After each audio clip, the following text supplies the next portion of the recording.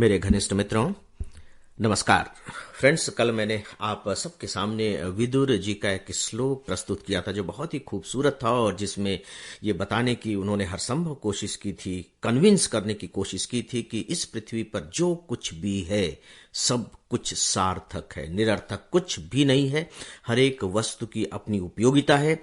निर्भर इस बात पर करता है सब कुछ कि हम उसे किस दृष्टिकोण से देखते हैं, हमारा नजरिया क्या है, हम उसके कितने गहरे उतर पाते हैं और हम जितने गहरे उतर पाते हैं उस वस्तु के मायने हमारे लिए उतने ही अधिक महत्वपूर्ण हो जाते हैं। नो डाउट कि इसमें हम स्वयं भी शामिल हैं। कभी कभी हमें लगता है कि हम कुछ नहीं कर सकते, हम निरर्थक हैं, हम इस धरती पर बोझ हैं, माँ बाप के कंधों पर फालतू के लदे हुए, इस तरह की बातें मन में आती हैं। कभी कभी यह धारणा बनती भी है, लेकिन हमें चाहिए कि हम इसे शीघ्र ही उतार कर फेंक दें। लेकिन आज मैं जो आपसे बात करने जा रहा हूं वह इसी से तो जुड़ी हुई है, लेकिन कोई सैद्धांतिक बात नहीं।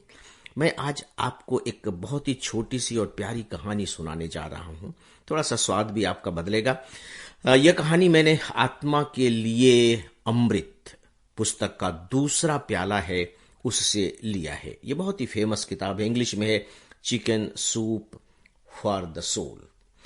इसके जो लिखने वाले हैं जैक कैनफील्ड और मार्क विक्टर हैंसन है। बेसिकली इन्होंने लोगों से कहानियां मंगवाई और ये जो कहानियां हैं, याद रखिएगा कि ये उनके जीवन में घटित हुई सच्ची कहानियां हैं और इतनी खूबसूरत कहानियां हैं कि इन कहानियों को पढ़ने के बाद आत्मा सचमुच में खिल उठता है और ऐसा लगता है कि एक एक कहानी आत्मा को अमृत का एक एक प्याला पिला रही हो। मैं उसी में से आप सबके सामने एक कहानी प्रस्तुत कर रहा हूं और आप देखिए कि कैसे हमारे जीवन में इतनी सारी घटनाएं घटती रहती हैं, इतने सारे लोग हम सबसे मिलते रहते हैं, इतने सारे लोगों से हम सब मिलते रहते हैं, लेकिन हमारे जीवन की हर घटना, हर बातचीत, हर व्यक्ति मायने रखता है, बशर्ते कि हम अपनी आंखें खुली रखें। हम उनसे कुछ भी सीख सकते हैं, उनका अर्थ बदल सकते हैं और अपने जीवन को पता नहीं उन्हीं घटनाओं के आधार पर कितनी ऊंचाइयों तक पहुंचा सकते हैं। दोस्तों, अब मैं कहानी पर आता हूं। ये जो कहानी भेजी है ये जैक कैनफील्ड की कहानी है। कहानी सुनिए, ध्यान से सुनिएगा, मजा आएगा, थोड़ा स्वाद भी बदलेगा। मैंने हाल ही में स्टीफन ग्लेन से कहानी सुनी है। यह कहानी एक मशहूर रिसर्च साइंटिस्ट के बारे में है जिसने चिकित्सा के क्षेत्र में बहुत महत्वपूर्ण खोजें की हैं।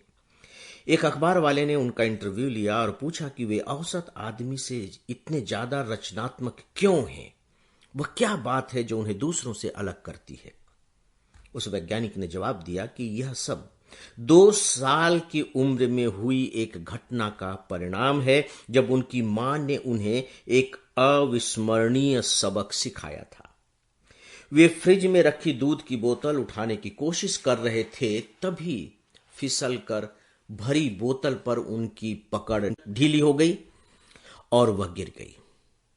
किचन के फर्श पर दूध फैल गया। हकीकत तो यह थी कि वहां दूध का एक तालाब सा बन गया। जब उनकी मां किचन में आई तो चिल्लाने, भाषण देने या सजा देने की बजाय उन्होंने कहा, ध्यान दीजिएगा, चिल्लाने, भाषण देने या सजा देने के बजाय उन्होंने कहा, रॉबर्ट, तुमने कितना बढ़िया तालाब बना दिया है। मैंने कभी दूध का इतना बड़ा तालाब नहीं देखा। अच्छा, अब नुकसान तो हो चुका है, अब तुम दूध में कुछ मिनट तक खेल लो, फिर हम इसे साफ कर देंगे। उन्होंने ऐसा ही किया। कुछ मिनट बाद उनकी मां बोली, देखो रॉबर्ट, जब भी तुम इस तरह का काम करोगे तो तुम्हें ही इसे साफ करना पड़ेगा और हर चीज सही करनी पड़ेगी। तो तुम दूध कैसे साफ करना चाहते हो? हम स्पंज, टॉवेल या झाड़ू का इस्तेमाल कर सकते हैं। तुम्हें क्या पसंद है? उन्होंने स्पंज चुना और फिर मां बेटे ने मिलकर फैले हुए दूध को साफ कर दिया। उनकी मां ने फिर कहा, देखो, तुम्हारा लक्ष्य दूध की बोतल को अपने छोटे हाथों में अच्छी तरह से पकड़ना था। यह उसी लक्ष्य की दिशा में एक असफल प्रयोग था। अब हम पीछे वाले आंगन में चलते हैं। वहां तुम बोतल में पानी भरकर ऐसा तरीका खोजो जिससे तुम बोतल गिराए बिना उसे अच्छे से उठा सको। छोटे लड़के ने सीख लिया कि अगर वह दोनों हाथों से बोतल के सिरे को कसकर पकड़ ले तो वह उसे अच्छी तरह से उठा सकता है। कितना बढ़िया सबक था। फिर इस मशहूर वैज्ञानिक ने कहा कि उसी पल उन्हें यह समझ में आ गया कि गलतियां करने से डरना नहीं चाहिए। इसके बजाय उन्होंने यह सीखा कि गलतियां तो कुछ नया सीखने के अवसर हैं और वैज्ञानिक प्रयोग यही तो होते हैं। अगर कोई प्रयोग असफल होता है तो हम आमतौर पर इससे कोई मूल्यवान चीज सीख लेते हैं।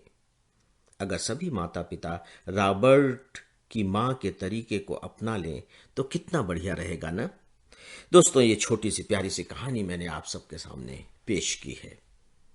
इसे आत्मसात करें, इसका स्वाद लें और यदि संभव हो सके तो इसे जीवन में उतारने की कोशिश भी करें और मुझे अनुमति दें। नमस्कार।